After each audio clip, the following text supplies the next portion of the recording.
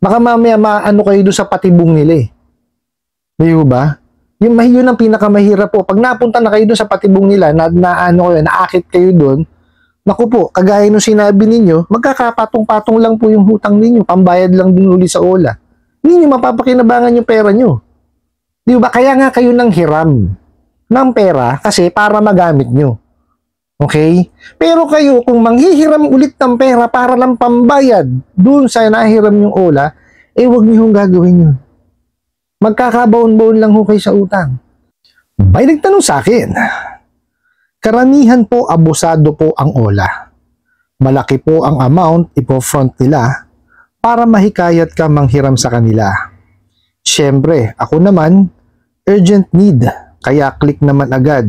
Ayun, akala ko malaki, pero ang liit lang pala. Pero go pa din po, kasi in-need nga po. Kaya nakakahiram ulit sa ibang OLA. Ayun, nagkapatong-patong na po utang ko. Alright, maraming salamat po dito sa panibagong katanungan na ibinigay niyo po sa akin. Pero bago ho natin siya sagutin, imbitahan ko muna sana kayo na pakisuportahan po sana yung aking mga social media account sa YouTube, Facebook, and TikTok. Alright. Okay, ang sabi niyo po, karamihan po ng abusado po ang OLA. Well, lahat yan, 95% po ng mga online lending apps, abusado talaga. Okay? Hindi ko maintindihan kung saan nila nakakuha yung ganyang ganyang pamamalakad o ganyang diskarte sa pagpapautang, lalo na ho sa paniningil. Okay, sabi nyo nga ho, malaki yung ifo-front nila para hikayatin na makahiram sa kanila. Well, lahat naman ho ng ng mga nag-advertise, okay? Talagang malaki naman ang para ma-entice kayo na manghiram sa kanila. Okay?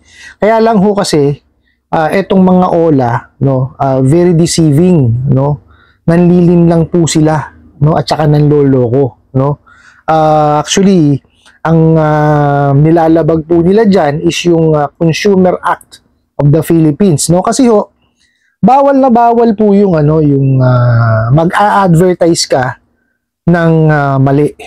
Okay? Kasi wala naman nung problema, let's say you can loan up to 20,000, 50,000, wala akong problema ron, or di kaya term up to let's say 60, 70, 80, 90 days loan, di ba? Wala akong problema ron, di ba? Kasi kumbaga ang sinasabi mo, ina-advertise mo, pwede ka makautang hanggang 20, 30, 40, 50,000. Tapos pwede ka, ang term mo, 30, 60, 90, o ganun, di ba? Pwede. Kaya lang ho kasi itong mga abusadong online lending apps, ang napapansin ko po doon sa ginagawa nila is, i-advertise nga nila ng ganun, Wari, approve 20,000. Nandun na kagad 20,000. Okay? So, hihinga ka ngayon ng papadownloadin ka. Pag na-download mo na, bababa na siya. Okay? Pag bababa na yung amount, magugulat ka ngayon. Tapos, magsasubmit ka ngayon ng ID. Pag nakapag-submit ka na ngayon ng ID mo, tapos nakita na nila yung cellphone number mo, madadala ka na kagad ng pera. Hindi na i-discuss sa inyo. Yun ho kasi ang mahirap sa kanila, yun yung sinasabi kong panloloko at saka panlilin lang. Kumbaga hindi nyo kasi alam, kung ano yung magiging responsibilidad ninyo, Kasi ganito ho, uulitin ko po. Ang tama pong way ng pagpapahiram is ganito. Step by step ho natin, ha? Mag-a-apply ho kayo. Okay? So, regardless yan kung online or sa traditional way, magsusulat kayo. So, sasubmit ngayon nyo yan, application. Ito ngayong, mga lending companies, financing companies, and banks. So, magagawa ng credit investigation. Magbe-verify po yan. Okay? Mag-i-evaluate yan. Okay? Ang basihan ho niyan, syempre, kung ano man yung nilagay nyo sa application, tsaka kung ano yung makadokumentong isinabit po ninyo. Okay? Ganun po dapat. Ngayon, base ho dun sa binigay nyo mga information tsaka mga documents, dun po sila magdi-decide kung magkano ang pahihiram sa inyo. Okay? Ngayon po, let's say, nakapagbigay na sila ng decision. Tatawagan ho kayo ngayon yan. Pagka-approve, tatawagan kayo. Pagka naman ho kayo decline, maaaring makareceive kayo ng email or ng SMS. Okay? Ganun po siya. Ngayon, pagka-approve kayo, tatawagan kayo niyan. Sabihin niya na, Mr. Juan de la Cruz, approve po kayo sa halagang 30,000. Tatanggapin niyo po ba? Kasi for example, hinihiram mo 100 na-approve ka lang sa 30. Kasi base dun sa sa documentation mo, sa information mo, and sa credit standing mo, ang kaya mo lang talaga na mahulugan that time is 30,000 lang. So sasabihin sa iyo 'yun, no? Mr. Juan de la Cruz, ang approve po sa inyo is 30,000 lang po. Tatanggapin niyo po ba? O pagka umagree ka, yan na. I-discuss na sa yan na tatanungin ka yan, gaano katagal po ba? Okay? Pagka tinanong ka gano'n, titignan ulit yon sa base dun sa sa kakayanan mo magbayad. Pare, sinabi mo gusto mo ng 1 year. Sasabihin yan, nako, pwede lang ho kayo sa 2 years, 3 years. Siguro, baka hindi pa kakayanin nung sahod nyo, kinikita ninyo, yung magiging amortization, baka hindi aabot, kaya hinabaan ng konti. Ngayon, pag nag-agree ka pa rin, wala namang problema. Pagka nag-agree ka pala, sorry, well and good, diretso. Pero pag nag-disagree ka, walang problema yon, okay lang yon. Huwag mo kunin yung loan. Okay? Ngayon, pagka nag-agree ka, dire-diretso. Sasabihin na sa'yo, ito po yung idadagdag naming interest, no? Ang magiging total po nito is ganito, no? Ang first due date niyo po is ganito, no? Tuwing ganitong date, no? Succeeding hanggang sa ma-reach niyo itong terminong ito. Tapos babawasan ho natin siya ng processing fee na ganito pong percentage. Halaga ba yan o percentage regardless of basta sasabihin dapat nila. Ngayon, pagka tinanong kayo na, nag-agree ko kayo doon sa terms and condition namin. Pagka sinabi niyo oo, okay, diretso. Pero pagka umayo kayo, okay lang din. Wala akong problema doon. No? So, pagka umuo kayo, diretso. Sasabihin sa inyo kung kung paano yung paghuhulog. Okay? Kung ang paghuhulog nyo, pupunta kayo doon sa branch, pwede namang online din, pwedeng yung automatic deduction, pwedeng post-dated check, depende ho kung paano nyo siya babayaran o kung ano yung availability ng pagbabayad dun sa lending, financing, or bangko. Okay? Kasi sa bangko po, pwedeng post-dated check, pwedeng automatic deduction. Okay? Sa mga lending, financing, pwede rin check Pwede rin naman yan na pupunta ka sa opisina or over the counter, gano'n, no? So, marami yung pamamaraan ng pagbabayad. I-explain ho sa inyo yun. Pati ho yung consequence pagka hindi kayo nagbayad. Magkano yung magiging dagdag, ganito, ganyan. So, lahat ho yun i-explain dapat. Pagka nag-agree kayo, pipirmahan nyo ngayon yung kontrata. Okay? Ngayon, sa case ho ng ng mga online lending, no? Kasi, click to accept yun. So, magkiklik kayo dapat. No? Kailangan ng pakiklik nyo is during, no? Pagkatapos na ma-experience sa inyo. Kasi nangyayari dito sa mga abusadong online lending apps, hindi ho ganun. Sa simula pa lang po, no? Doon pa lang sa pagda-download, no? May accept ka na. Tama ba yun? Di ba? Niloko ka na kasi hindi mo naman alam yung magiging succeeding pinag-click to accept ka na kagad. Dapat ang click to accept pagkatapos i-discuss sa'yo yung magiging responsibilidad mo. Dapat ganun. At meron din pong mga online lending na may pinapipirmahan digitally or electronically. Okay? So, ganun po siya kasi tinatanggap naman ho yan kasi nga meron na tayong e-commerce law. So, tinatanggap na ho yung digital signature or electric signature. Okay? Para ho lang ho maliwanag. Ngayon, pag na-discuss na ho yan lahat, okay, ito, dire-diretso na yun. No? Ganun ho dapat. Kasi batas po ang The Truth in Lending Act. Importante yan. Okay, dapat alam ninyo kung ano yung inyong responsibilidad. Hindi po pwede na inabutan kita ng pera, bahala ka sa buhay mo. Wala kang kaalam-alam. Diba? O kagaya na nangyayari ngayon sa mga online lending apps, naka-advertise. Pwede kang manghiram, let's say, 30,000. Wala namang problema yun. Would given yun Diba? Pwede mong gawin yun. Ano yung karapatan mo mag-advertise ng ganun. No? Pero yung mga termino, mali No? Lalo na yung mga interest rate. May calculator pa ko, no? May calculator talaga sila. Pero pagka ginamit mo yung calculator nila, doon tama, pag ginumpute mo. Maainganyo ka nga, tama yung sinasabi nung nagtanong. Maiinganyo ka. Pati yung laki ng halaga. Pero pagka inaccept mo na siya or kinlik mo siya, let's say, loan, ayan ha. Hindi kaya yung apply pa lang, kinlik mo yung apply, diretso ka na. Para ka ng kumuha ng martilyo, pinalo mo sa ulo mo. Kasi hindi masusunod yung halaga, yung term, tsaka yung interest na sinasabi nila. Ang masakit doon, hindi mo pa ini-explain sa inyo. Talagang pinadala lang kagad yung pera doon sa e-wallet nyo. Di ba? Kaya kayo, pagka ang disbursement is gamit mga kalimitan is e-wallet. Ako, ko dyan duda ako sa ganyan. Mas mainam kung ang disbursement sa bangko. No, kasi at least yan, mahaba yung magiging, kumbaga ganito no, wag ho kayong manghihiram, no, ng yung mabilisan, no, kasi itong mga abusadong online lending apps na to, pinasobra naman masyado yung pagiging matulin sa pagpapautang.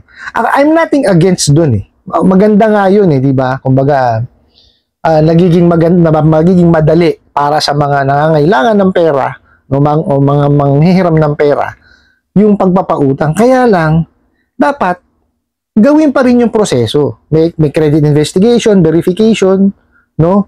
Tsaka i-evaluate 'yan. No, tsaka dapat importante yung the Truth in Lending Act, sinasabi dapat 'yun. No, hindi po pwedeng kumbaga hindi po pwedeng laktawan 'yun Kasi importante yung vital 'yun, kaya nga batas 'yan 'Di ba? Hindi mo po pwedeng lagtawan 'yun. Kasi pag nilagtawan mo yun, napakalaking bagay nun. Kasi hindi mo alam, bulag ka dun sa iyong hiniram. O bulag ka dun sa ibinigay sa yung pinahiram sa yung pera. Hindi mo alam. Hindi mo nga alam initially kung magkano pinahiram sa iyo O pagka nakita mo na lang sa apps, ay putik, ito pala yung babayaran ko. Ito pala yung pinahiram. Di ba? Kasi makaka-receive ka 500. O isipin mo, 500. Yung pala 1,000 ang pinahiram sa iyo. Di ba? Todas ka na. Ayan yung yan sinasabi kong panlilin lang at panluloko nila. Kumbaga, enticing talaga. May entice ka, maaakit ka dun sa kanilang advertising, 'di ba? Sa marketing nila. Pero mali yung ginagawa nila. O meron pa nga, 'di ba? Sasabihin nila 90 days. Sige, 90 days, pero dapat sa ikapitong araw 80% na yung halagang 80% ng utang mo kailangan bayaran mo sa ikapitong araw. Di ba loko-loko? Tapos doon sa pagdating doon sa ika-90 days tsaka babayaran yung kulang. Hindi ko alam kung paano sila nagko-compute Di ba? Hindi ko alam kung iba ang math sa kanila doon sa natutunan nating math. Di ba? Nang titing. Ako naguluhan ako sa totoo lang nung makita ko yung may lumapit sa akin na kasi kakilala nung kakilala nung kasama ko sa trabaho. Sabi sa akin, boss, ay tama ba to? Chichinik ko, sabi ba't ganun? 80 or 85% nung halaga nung amount, kailangan bayaran niya sa ikapitong araw. Tapos yung natitira, doon sa ika-90 days. May kakulo-kulo yan. Paano ka kung dapat yan equal Kung 90 days yan, 90 days at 3 terms, ibig sabihin, dapat yan equal. 30, 60, 90. Diba? Kung yan is, let's say, 900, 300, 300, 300. Diba? Yung mangyayari iba 85% o 80% nung halaga ng utang, dapat sa ikapitong araw bayaran mo, loko-loko. Diba? Sa Mario Josep. Tapos sabi nyo nga, ito nga, syempre, ako naman, urgent need, kaya click naman agad, no? 'Di ba? Akala ko malaki. Okay? Okay, ganito po kasi it works two way 'di ba? Kagaya ho nung sinabi ninyo, nangangailangan kayo. Okay? Kinlik po ninyo. Okay. Ito lang ho magiging abiso ko diyan, no. Hindi ho lahat kasi ng dadaan sa feeds po ninyo hihiraman ninyo kasi kagaya niyan, mapapahamak kayo. Kasi nga kumbaga, naakit kayo doon sa malaking halaga. Kaya lang, inassess nyo na ba yung sarili nyo kung kakayanin yung bayaran yung ganong kalaki? let's say, in-advertise ng OLA na kaya magbigay ng 50,000. Sa tingin nyo ba kaya nyong hulugan yung 50,000? Base dun sa kinikita nyo ngayon. Dapat i-assess nyo rin kasi yung sarili po ninyo. Ano po? Kasi, kagaya niyan, ganyan na nangyayari sa mga online lending apps. Papahiramin ka, wala kang kaalam-alam dun sa pinahiram mo. Baka mamaya maano kayo dun sa patibong nila eh. Di ba? Yun ang pinakamahirap po. Pag napunta na kayo dun sa patibong nila, naakit kayo dun, naku po, kagaya nung sinabi ninyo, magkakapatong-patong lang po yung hutang ninyo, pambayad lang din uli sa OLA. Hindi nyo mapapakinabangan yung pera nyo. Di ba? Kaya nga kayo nang hiram ng pera kasi para magamit nyo. Okay?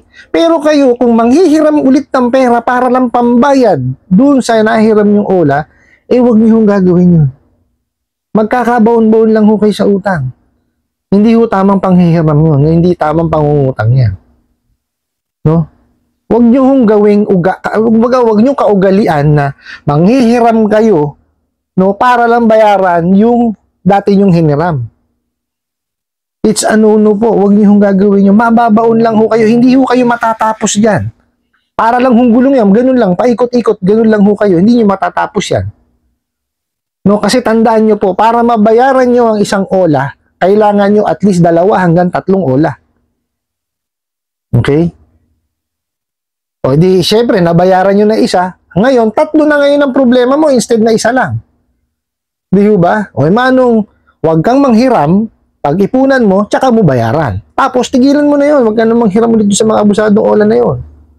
Kasi sa totoo lang ho, yung mental torture na gagawin sa inyo ng mga ugok na yan, naku po, hindi ho sapat, no? Yung pinahiram mo sa inyo. Hindi worth it. Pero pahiramin ka ng 1,000 pesos. Ang makukuha mo, 500. In 7 days, babayaran mo. Pagkalaki-laki ng interest. O, pagka ikaw, hindi ka pa tumama sa due date mo, o hindi ka nakabayad, kung ano-ano pang gagawin sa yung harassment, di ba? Kung anong klaseng hindi tamang paniningil ang gagawin sa inyo. Gusto nyo ho ba yun? Hindi ho ba? Anong gawin nyo na lang ho? I-build nyo yung inyong credit standing, panghiram ho kayo sa mga lending, financing at bangko. Nandun na ho ako, hindi ganun kabilis ang proseso at hindi ganun, kumbaga, kadali ang magiging documentation or yung proseso. Pero sigurado naman ho kayong hindi kayo magkakaroon ng problema sa isipan. Okay po? I hope nasagot ko po itong katanungan na to at sana po'y makatulong. Maraming salamat po sa inyong walang sawang pagsuporta at panonood sa aking mga videos. Maraming salamat po sa inyong pag-like, pag-share, pag-comment at pagtatanong. And kunin ko na rin po itong opportunity na to na imbitahan po sana kayo na pakisuportahan po sana yung aking mga social media accounts sa YouTube, Facebook, and TikTok. Hanggang sa muli po. Yun lang.